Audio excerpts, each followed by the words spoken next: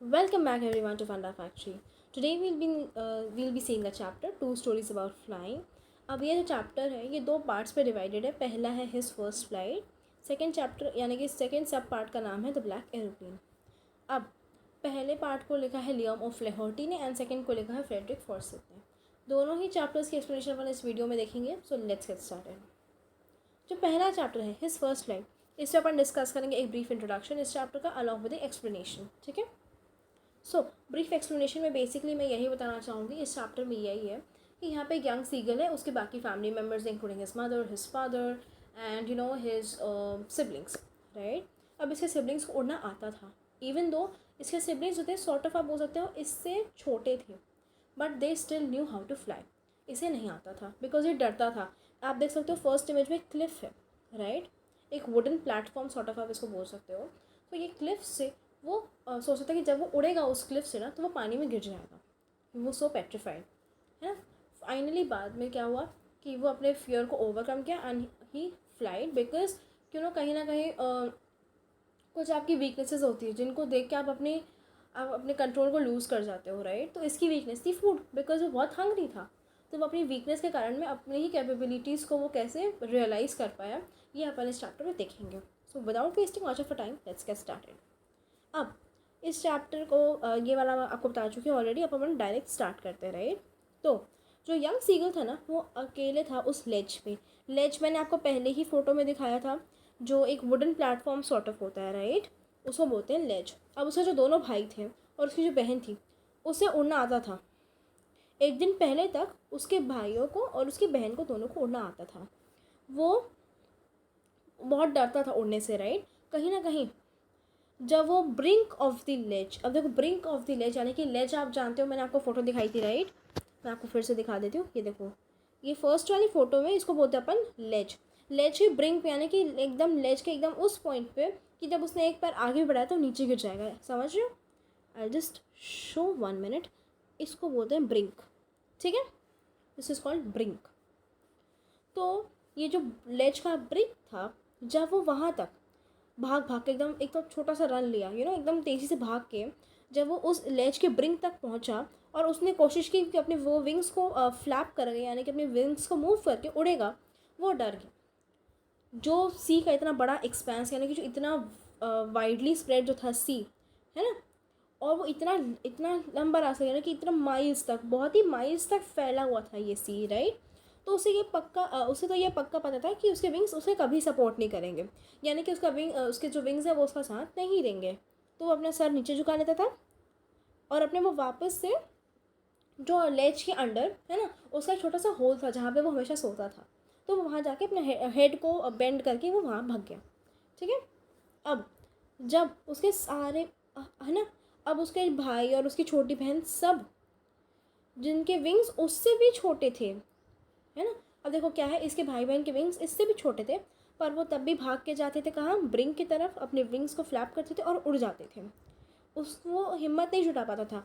जब वो लोग इसके भाई बहन इतना कर लेते थे उनकी विंग्स छोटे होने के बाद भी, बट इसको इतना डर था, है ना, कि ये हिम्मत नहीं जुटा पाया कि वो प्लंज ले यानी कि वो एक स्टेप लेके मतलब वो फ्लाई कर सके. तो उसमें बिल्कुल भी वो करेज नहीं था, ना ही वो उस करेज को मस्टर अप कर पा रहा था, है ना. उसके फादर और उसकी मदर, उसकी मम्मी पापा जो थे वो भी उसे श्रीली बुलाते थे, यानी कि उसको एक तरह से बोल सकते हैं आप उसको टीज़ करते थे, उसे चिल्लाते थे, उसे क्या बोल सकते थे, उसे टॉन्ट करते थे, उसे थ्रेटन करते थे, उसे धमकाते थे कि वो उसे उसी लेज पे भूखा छोड़ देंगे जब तक वो उड़ेगा नहीं. पर वो तो जाने ही दो, वो तो कभी उड़ने से रहा, है ना.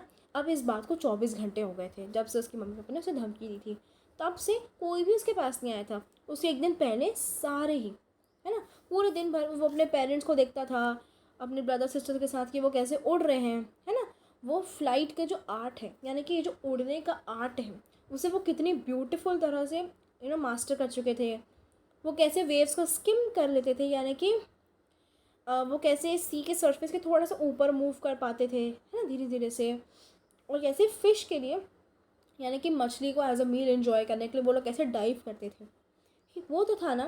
वो अपने बड़े भाई को देखता था कि वो कैसे अपनी पहली हेरिंग यानी कि एक सॉफ्ट फिन वाली सी फिश को कैसे वो पकड़ता था और उसे डिवर करता था। डिवर करना मतलब क्या, यानी कि उसको खाना, है ना। तो वो कैसे अपनी पहली सॉफ्ट फिन वाली सी फिश को पकड़ता था और कैसे उसे खाता था, है ना।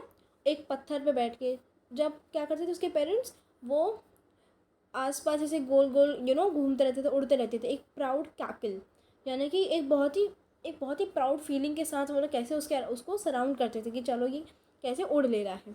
और पूरी सुबह भर पूरी फैमिली जो थी ना, वो एक बिग बिग प्लेट्यू की तरफ वॉक कर गई थी, जो कि क्लिफ के जस्ट ऑपोजिट था, है।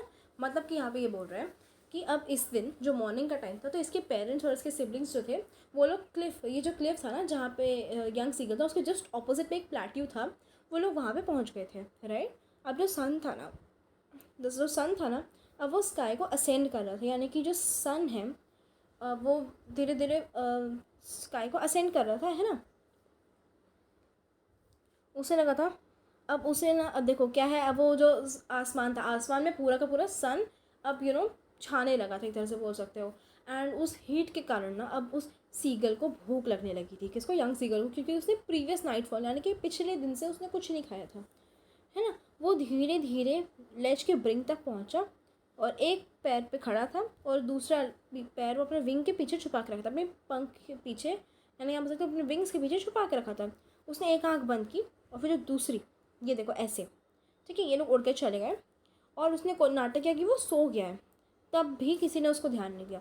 उसने क्या किया, उसने अपना एक पैर ज़मीन पे रखा, एक पैर अपना विंग के पीछे रखा और अपनी एक आंख बंद की और एक आंख से देख रहा था उन लोगों को और नाटक कर रहा था कि वो सो गया है। पर किसी ने उसको नोटिस नहीं किया। वो अपने दोनों भाई को और अपनी बहन को देखा था कि वो उस प्लेट्यू पे लेटे हुए हैं, है, और वो अपने अपने हेड को ना स्नग कर रहे थे, अपने हेड को ना अपने नेक में सिंक कर रहे थे, राइट। उसके फादर जो थे वो कोशिश कर रहे थे, यानी कि वो कुछ एफर्ट्स कर रहे थे, है ना। अपने वाइट बैक पे वो अपने फेदर्स को डालने का एफर्ट कर रहे थे। सिर्फ उसकी मम्मा ही जो थी, है ना, वो उसको देख रही थी। वो जो थी वो प्लेट्यू का जो हाई हम्प था, यानी कि एक उठा हुआ पोर्शन था, उस पर उसकी मम्मी खड़ी हुई थी और उनका जो लिटिल वाइट ब्रेस्ट था वो आगे बढ़ा, यानी कि उनका जो ब्रेस्ट पार्ट था वो थोड़ा सा आगे की तरफ मूव किया। अब फिर से उसने एक फ्रेश उसने ना एक पीस ऑफ फिश, यानी कि फ़िश का एक टुकड़ा उसने एक टीयर किया, उसे अपनी फीट पे रखते रखते और फिर हर एक साइड को स्क्रैप किया, है ना। तो बेसिकली उसने एक फ़िश का एक टुकड़ा लिया जिसको उसने टीयर करके फिर स्क्रैप किया। वो ऐसे ही करके उसे खिलाते थे। The side of the food मैडेंड him, मैंने आपको ये सेम लाइन बताई थी। तो जब उसकी मम्मा ये सब कर रही थी तो वो देख रहा था उनको कि वो खाना कैसे तोड़ के रख रही है, क्योंकि वो हमेशा उन्हें ऐसे ही खाना खिलाती थी, यंग सीगल को, अपने बाकी सिबलिंग्स को। तो उसे लगा कि मेरे को भी खाना मिलने वाला है। अब वो खाना देखे तो वैसे ही पागल हो रहा था, राइट, है ना। वो कैसे उस तरह से उसे कैसे पसंद था कि वो कैसे खाने को टीयर करता था, स्क्रैप करता था अपने बीक पे और अब फिर वो उसे खाता था। वो क्या कर रहा था ना, वो बेग कर रहा था, वो वो भीख मांगते, सॉर्ट ऑफ लाइक बेग करते हुए कि तुम मेरे पास खाना लाओ, गा गा गा करके से वो रो रहा था। गा कॉल आह। उसकी मम्मा ने रिप्लाई में स्क्रीम किया डेराइजिवली, यानी कि ये दिखाते हुए एक कि तुम स्टूपिड हो, ये मीनिंग उसको शो करते हुए उसने उसे गा कॉल आह बोला। बट वो तो प्लेंटिवली, यानी कि वो कंटिन्यूसली बुलाते गया और 1 मिनट बाद वो एकदम से खुशी से चिल्ला पड़ा। उसकी मम्मा ने फ़िश का एक टुकड़ा उठाया और उसकी तरफ आ रही थी। वो लीन कर गया, देखो उसकी मम्मा आ रही थी जो बीच वाली है, राइट, ये उसकी मम्मी आ रही थी इसके तरफ, है ना। सो यहाँ पे उसकी मम्मा आ रही थी उसकी तरफ उसको खाना देने के लिए, है ना। अब वो ईगरली क्या कर रहा था, अपनी फीट को एकदम से रॉक पे टैप कर रहा था। वो जैसे जैसे वो आगे जा रही थी ना, वो और उनके पास आते जा रहा था, पर जैसे ही वो उसके जस्ट ऑपोजिट आई वो रुक गए, समझ रहे हो। मतलब वो उस तरफ आ रही थी उसकी तरफ और वो मिड वे में बीच में ही रुक गई, है ना। उनकी विंग्स मोशनलेस थी, यानी कि एकदम से उनकी विंग्स मूव करना बंद कर गई और फिश का एक टुकड़ा जो था उनकी बीक पे था, है ना। और जो उनके जो बीक पे वो फिश था ना, ऑलमोस्ट उसके मुंह के बहुत पास था, यानी कि एकदम बहुत ही क्लोज थी उसकी मम्मा और एकदम से आगे रुक गई, राइट। वो एक मोमेंट के लिए रुका कि वो क्यों मेरे पास नहीं आ रही, और फिर भूख में पागल वो फिश की तरफ डाइव कर गया, यानी कि मूव कर गया एकदम ज़ोर से चिल्लाते हुए। वो आगे की तरफ गिरा और सीधा स्पेस में, नीचे की तरफ स्पेस में। फिर एक मॉन्स्टर सा टेरर, एकदम खतरनाक सा टेरर, डर उसमें था। उसका दिल एकदम से रुक गया, वो कुछ नहीं सुन पा रहा था, पर वो सिर्फ 1 मिनट के था, क्योंकि अगले ही मोमेंट क्या हुआ, उसे जो उसने उसने ये रियलाइज़ किया, उसने ये फील किया कि उसके तो विंग्स जो थे वो मूव करने लग गए थे, बाहर की तरफ फैलने लग गए थे। जो विंड्स तो थी ना, उसके ब्रेस्ट फेदर्स के अगेंस्ट रश करने लग गई थी, एंड उसके पेट के अंदर और उसके विंग्स के अंदर, राइट। तो बेसिकली यहाँ पे यही बोल रहा है कि क्योंकि वो भूख के कारण पागल था, तो वो एकदम से एक स्टेप आगे लिया, है ना। एंड वो एक तरह से बोल सकते हो यहाँ पे कि वो आउटवर्ड बाहर की तरफ गिरा और नीचे स्पेस की तरफ, है ना। वो जैसे ही उसको एकदम से ना, वो एकदम से डर गया, उसका दिल एकदम थम गया, और एकदम से टेरर, उसके एकदम मॉन्स्टर सा टेरर आ गया था उसके दिमाग में, डर सा। बट वो सिर्फ 1 मिनट के लिए था, क्योंकि उसके बाद तो उसके विंग्स एकदम से बाहर निकलने लगे, है ना। और उसके जो ब्रेस्ट फेदर्स हैं उनके अगेंस्ट विंड रश करने लगी, तो विंड एकदम से टकराने लगी, राइट। वो जो है वो ना ये फील कर सकता था कि जो उसकी विंग्स के टिप है ना, अब वो एयर के थ्रू कट हो रहे हैं। ये वही एक तरह से बोल सकते हैं, ये एक एक्सपेंस है, एक्सप्लेनेशन है कि उसे कैसा फील हो रहा था, है ना।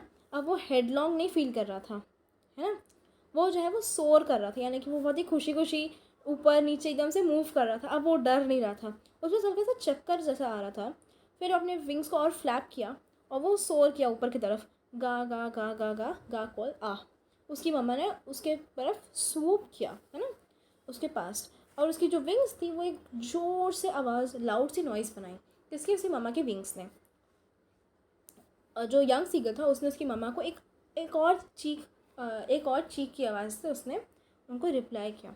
उसके दोनों भाई और बहन जो थे वो उसके आसपास फ्लाई कर रहे थे, उसे एक हॉर्स की तरह लीप करवा रहे थे, बैंक करवा रहे थे, यानी कि एक विंग, एक flying with one wing higher than the other.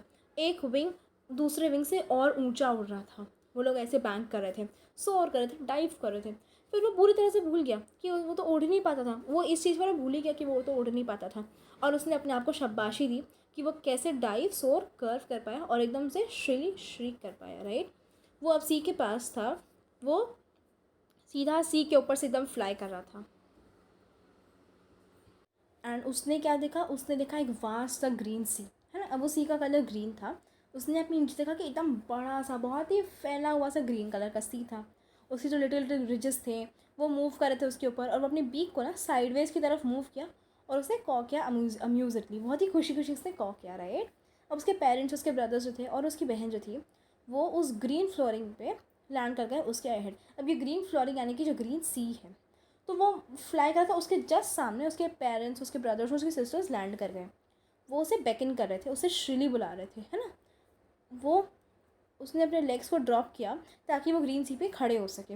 उसके लेग्स जो थे ना वो सिंक कर रहे थे उसमें। वो डर के मारे चिल्लाया और उसने कोशिश किया कि वो दोबारा से उठ सके, अपने विंग्स को फ्लैप कर सके, पर वो थक गया था और भूख के मारे कमज़ोर सा हो गया था। अब उठ नहीं पाया बिकॉज वो थका हुआ था, राइट। उस स्ट्रेन एक्सरसाइज, अभी स्ट्रेन एक्सरसाइज यानी कि उड़ना, तो फर्स्ट उसने फ्लाइट ली थी। वो उसका जो फीट था ना, वो बार बार उस ग्रीन कलर की सी में घुस रहा था, और उसकी जो बेली थी और वो उसे टच कर पा रही थी किसी ग्रीन सी को, और उसके बाद वो सिंक नहीं कर पाया, राइट। वो फ्लोट कर रहा था उस पर, किसके अराउंड, उसके अराउंड। और वो उसे वो उस ग्रीन सी पे फ्लोट कर रहा था, उसके अराउंड फ्लोट कर रहा था। उसकी फैमिली चीख रही थी, उसे प्रेस कर रही थी, और उसके बीक्स जो थे ना वो उसे एक डॉग फिश के स्क्रैप्स ऑफर कर रहे थे। एंड फाइनली उसने अपनी फर्स्ट फ्लाइट ली, ठीक है। So this was for the first chapter. अब अपन सेकेंड चैप्टर पे आते हैं, the black aeroplane. Brief explanation with brief introduction with explanation अपन देखेंगे, राइट। अब देखो, मैंने इसमें एक्चुअली है ना, सो मैं आपको इस चैप्टर का एक्सप्लेनेशन देना चाहूँगी। इस चैप्टर में बेसिकली क्या होता है ना, ओके, राइट, सॉरी। तो इस चैप्टर में बेसिकली क्या होता है कि यहाँ पे हमारे एक पायलट है जो कि बहुत ज़्यादा एक्साइटेड है किससे मिलने के लिए, अपनी पूरी फैमिली से मिलने के लिए, हॉलीडेज़ इंजॉय करने के लिए, एक इंग्लिश ब्रेकफास्ट खाने के लिए। तो इसलिए वो वो पायलट थे, वो अपनी फ़्लाइट से एक डेस्टिनेशन पहुँचने वाले थे अपनी फैमिली से मिलने के लिए। बट रास्ते में उन्हें कुछ प्रॉब्लम्स हो गए, because he was not able to reach his destination for that moment. And किस तरह से उन्हें एक अनोनिमस सी, एक बहुत ही अननोन सी, अनोनिमस सी ब्लैक एरोप्लेन ने हेल्प किया। वो वहाँ पहुँचे, एंड फिर बहुत ज़्यादा रिसर्च करने के बाद ये पता चला कि कोई ब्लैक एरोप्लेन थी ही नहीं, ये वो खुद थे जिन्होंने वो वहाँ तक पहुँचे। राइट, स्टार्ट करते हैं। The moon was coming up in the east. Moon जो था ना वो ईस्ट की तरफ आ रहा था मेरे पीछे, और जो स्टार्स थे ना वो क्लियर स्काई में मेरे ऊपर शाइन कर रहे थे। स्काई में क्लाउड नहीं था, मैं बहुत खुश था अकेले ऊपर, मैं बहुत खुश था, है ना। जो पूरी कंट्री साइड यानी कि पूरी कंट्री सो रही है, मैं उनके जस्ट एकदम टॉप पे था अकेले, मैं बहुत खुश था। मैं जो था ना अपनी पुरानी ओल्ड डकोटा एयरप्लेन चला रहा था फ्रांस के ऊपर वापस इंग्लैंड जाने के लिए। तो वो फ्रांस से इंग्लैंड जा रहे थे अपनी पुरानी डकोटा में। अब ठीक है, मैं आपको इस फ्लाइट का नंबर बता देती हूँ, यहाँ पे आएगा, इसको आप बोलोगे डकोटा DS-088। ठीक है। अब वो जो थे ना अपनी पुरानी डकोटा को कहाँ चला रहे थे, फ्रांस से वापस इंग्लैंड। वो अपने हॉलीडे के बारे में सोच रहे थे, आगे देख रहे थे कि अब, और ना लुकिंग फॉरवर्ड, यानी कि वो इसी बारे में सोच रहे थे कि वो कैसे अपनी फैमिली के साथ रहेंगे, है ना। और वो अपने वॉच पे देखे तो उस टाइम पे 1:30 हो रहा था मॉर्निंग के, और उन्होंने सोचा कि मैं पेरिस कंट्रोल को कॉल कर लेता हूँ। जैसे ही उन्होंने एरोप्लेन के नीचे देखा, मतलब नीचे देखा उन्होंने, तो उन्होंने देखा कि जो लाइट से बड़ी बड़ी सिटी की वो उन्हीं की तरफ आ रही थी। उन्होंने रेडियो ऑन किया और उन्होंने बोला कि Paris control Dakota DS-088 here, can you hear me, है ना, कि क्या कहते हो, मुझे सुन सकते हो, मैं इंग्लैंड की तरफ आ रहा हूँ, ओवर। फिर रेडियो की तरफ से एक आवाज़ आई कि DS-088 मैं तुम्हें सुन सकते हूँ, हम तुम्हें सुन सकते हैं, सॉरी, है ना। अब तुम्हें 12 डिग्रीज वेस्ट की तरफ मूव करना है, DS-088 ओवर। ये कॉन्वर्सेशन हुई, है ना। अब उन्होंने अपने कौन से जो उनका जो लास्ट, देखो फ्यूल टैंक्स होते हैं राइट एयरप्लेन में, तो जो उनका सेकंड और आखिरी फ्यूल टैंक था उन्होंने उस पर स्विच कर लिया और उन्होंने डकोटा को 12 डिग्रीज वेस्ट की तरफ टर्न किया इंग्लैंड जाने के लिए, है ना। उन्होंने सोचा कि मैं तो ब्रेकफास्ट के टाइम पे पहुंच जाऊंगा, एक अच्छा बड़ा इंग्लिश ब्रेकफास्ट, सब अच्छा चल रहा था, बहुत ही ईजी फ्लाइट थी। पेरिस ना से 150 किलोमीटर्स उनके पीछे था जब उन्होंने क्लाउड्स को देखा। कौन से क्लाउड्स को, स्टॉर्म के क्लाउड्स को, है ना, यानी कि स्टॉर्म आ गया था, बहुत ही बड़े बड़े क्लाउड्स थे। ऐसा लगा था कि ब्लैक माउंटेन्स उनके सामने खड़े हुए हैं। उन्हें पता था कि वो उड़ नहीं सकते उनके ऊपर, और उनके पास इतना फ्यूल भी नहीं था कि वो नॉर्थ और साउथ, उनके नॉर्थ और साउथ मूव करते गए। उन्हें लगा कि उन्हें तो वापस पेरिस चले जाना चाहिए, पर उन्हें तो घर भी जाना था, उन्हें तो वो इंग्लिश ब्रेकफास्ट भी खाना था। तो उन्होंने सोचा कि वो रिस्क लेंगे उन सारे पैसेंजर्स के साथ, और उन्होंने उस पुरानी डकोटा DS-088 को स्टॉर्म में डाल दिया। स्टॉर्म में मतलब जो क्लाउड्स के अंदर था सब पूरा ब्लैक ब्लैक था, उन्होंने क्लाउड्स के अंदर ही प्लेन को डाल दिया, कि मूव करवा दिया, और पूरा ब्लैक था, है ना, कुछ भी नहीं दिख पा रहा था प्लेन के बाहर। वो जो पुरानी एरोप्लेन थी ना वो जंप करी, ट्विस्ट करी एयर में। उन्होंने कंपस में देखा और उन्हें यकीन नहीं हुआ कि जो कंपस था वो round and round and round move कर रहा था, क्योंकि कंपस डेड हो गया था, वो कंपस काम नहीं कर रहा था, बाकी इंस्ट्रूमेंट्स भी डेड हो गए थे। उन्होंने रेडियो ट्राई किया, उन्होंने Paris control can you hear me, क्या तो मुझे सुन सकते हो, उन्होंने बोला, कुछ आंसर नहीं आया, रेडियो भी डेड था, है ना। तो उनके पास रेडियो नहीं था, कंपस नहीं था, और उन्हें पता भी नहीं था वो कहाँ है। बेसिकली वो स्टॉर्म में घूम चुके थे, और एक तरह से आप बोलते थे कि सारे टेक्निकल इंस्ट्रूमेंट्स जिनसे वो वहाँ पे एयरपोर्ट पे, यानी कि जहाँ पे भी इनकी जो कंट्रोल रूम है वहाँ पे वो कांटेक्ट नहीं कर पा रहे थे, है ना। फिर जो ब्लैक क्लाउड्स थे ना उनके आसपास, उन्हें एक और एरोप्लेन दिखी। उस पर कोई उस एरोप्लेन की ना विंग्स पे कोई लाइट नहीं थी, पर उन्हें दिख रहा था कि वो उनके उनके नेक्स्ट में ही वो स्टॉर्म में मूव कर रही थी। उसे पायलट का फेस दिखा जो उनकी तरफ आया, और उन्होंने, और वो जो पायलट, वो बहुत खुश थे उस पायलट को देखे। उन्होंने वो पायलट ने उसे वेव किया और उसने बोला फॉलो मी, मेरे पीछे आओ। उसे पता था कि मैं घूम चुका हूँ, है ना, उन्हें लगा कि उसे पता है मैं घूम चुका हूँ, तो वो मेरी कोशिश कर रहा है हेल्प करने के लिए। तो उसने अपनी डकोटा 088 जो है उनकी प्लेन है, उसे उसके आगे वो जो ब्लैक एरोप्लेन था, जो मिस्टीरियस ब्लैक एरोप्लेन था, वो अपने इनके डकोटा के सामने आ गया, है ना, नॉर्थ की तरफ, ताकि ईजी होगा उन्हें फॉलो करना। वो बहुत खुश थे उस स्ट्रेंज एरोप्लेन के पीछे जाने के लिए। जैसे होता है ना कि आप एक ओबीडियंट, बहुत ही समझदार से बच्चे के पीछे पीछे जा रहे हो, पीछे हो, and you are getting help and sort of stuff, and you can improve sort of. तो वैसे यही था, उन्हें ऐसा लगा था कि उस ब्लैक एरोप्लेन के पीछे जाके ऐसे ओबीडियंट चाइल्ड वाली फीलिंग आ रही थी। आधे घंटे बाद वो जो स्ट्रेंज ब्लैक एरोप्लेन थी ना, वो उनके सामने ही थी क्लाउड्स में। अब वहाँ पे सिर्फ इतना ही फ्यूल था डकोटा के लास्ट टैंक में कि वो 5 से 10 मिनट तक ही वो फ्लाइट चल पाती, है ना। तो अब वो डरने लग गए थे, पर उन्होंने नीचे जाने लगे और उन्होंने स्टॉर्म को फॉलो किया। अचानक से वो क्लाउड्स के बाहर आ गए और उन्होंने दो लंबे लंबे स्ट्रेट लाइंस देखी लाइट्स की उनके सामने, है ना। वो एक रनवे था, एक एयरपोर्ट था, वो सेफ थे, है ना। वो अब वो ब्लैक एरोप्लेन वाले को, पायलट को खोजने लगे, बट वो स्काई एम्प्टी था और कुछ नहीं था। ब्लैक एरोप्लेन चली गई थी, उन्हें कुछ नहीं दिखा। वो लैंड करे और बिल्कुल भी सॉरी नहीं थे कि वो एकदम अचानक से डकोटा को छोड़ के कंट्रोल टावर की तरफ चल गए, है ना।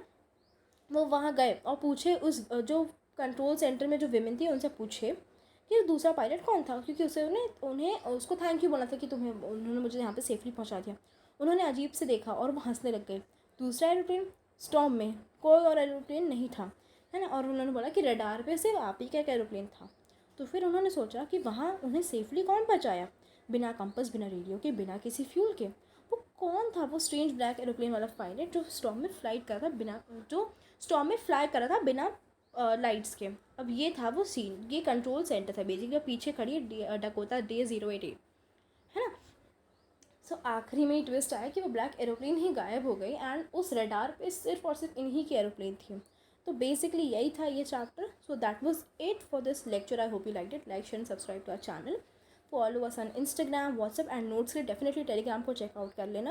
एंड अगर आपको सारी वीडियोज़ की, यानी कि आपको इंग्लिश के अलग शॉर्ट्स, इंग्लिश की अलग वीडियोज़, साइंस में बायोलॉजी, फिज़िक्स, केमिस्ट्री, तीनों के अलग अलग आपको वीडियोज़ चेकआउट करनी है एंड मैथ्स की भी चैप्टर्स को आपको देखना है, तो आप डेफिनेटली हमारे प्लेलिस्ट वाले सेक्शन में जाके यूट्यूब पर आप चेक कर सकते हो कि अलग अलग प्लेलिस्ट बन चुकी हैं, आप उसे प्लीज़ चेकआउट कर लीजिए। Thank you so much.